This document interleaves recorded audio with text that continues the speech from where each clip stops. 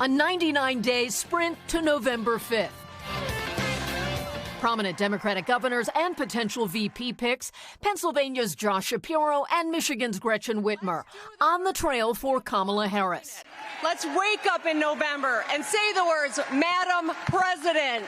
Their messages provide a window into the running mate search, with about 10 days left for the vice president to make her decision.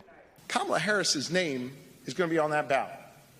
And I, for one, am going to be pushing that button for Kamala Harris. I know you will, too. Her team calling for a week of action on the Supreme Court and abortion rights, as Iowa's restriction on abortion after about 6 weeks goes into effect today.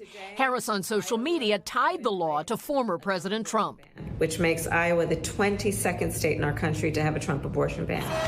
In Minnesota Saturday, former President Trump called out Harris on immigration. I will terminate every single open border policy of the Biden-Harris administration. And we will seal the border. Both Harris and President Biden say dramatic change is needed at the Supreme Court. We need these reforms to restore trust in the courts. The president calling for a constitutional amendment to hold presidents accountable for crimes committed in office after Mr. Trump's win on immunity. Term limits to cap justices at 18 years on the court. A binding code of ethics. Supreme Court's current ethics code is weak and even more frightening, voluntary. Getting necessary congressional approval would be hard. President Biden and his leftist allies don't like the current composition of the court, so they want to shred the Constitution to change it.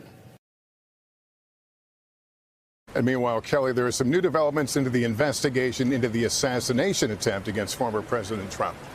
That's right. Congress announced a new bipartisan task force to investigate the assassination attempt. Today, the FBI says it has still not determined motive, but has evidence of complex planning by the gunman.